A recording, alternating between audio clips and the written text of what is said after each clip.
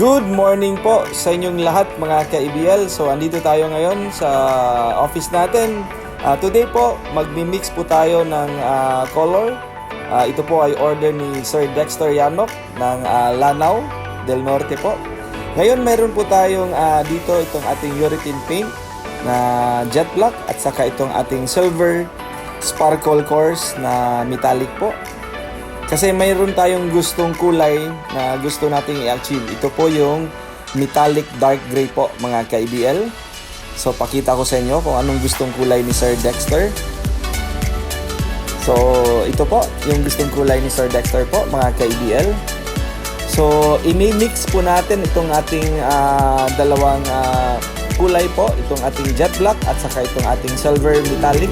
Para ma-achieve natin mga ka-EBL yung metallic dark gray na gustong kulay ni Sir Dexter. So butangan sa nato og kaning ato ang jet black na ato ang ato ang mixture nato silver ug ang ato ang jet black na anzal urethane mga ka-EBL. So yan, nilagyan po natin. So i-mix natin. Nilagay lang muna natin ng konti kasi check lang muna natin kasi hindi kaagad pwede na marami kaagad. Baka mag-dark naman yung kulay natin. So, punan na sa nato balik mga ka-EBL. Ayan. Ayan po. So, mix natin to ulit. Kailangan maganda talaga yung pagka-mix natin para makuha talaga natin yung kulay. Kasama natin dito si Gerson, yung assistant natin mga ka-EBL. So, ayan po. So, mix tayo ng mix. Check natin. So, ako talaga dito mga ka-EBL yung nagbi-mix ng mga metallic cores na gusto natin. So, check natin kung nakuha na ba natin yung kulay na gusto natin. Ayan. Yan po mga ka-EBL.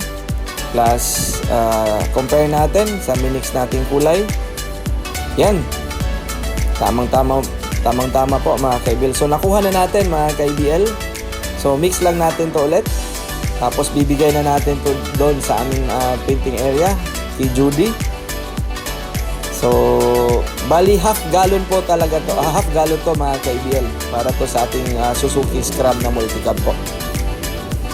So yan mga ka-EBL, maraming salamat po. So pinapakita ko lang dito sa inyo kung na tayo talaga po yung nagkuka ng mga kulay po sa unit natin.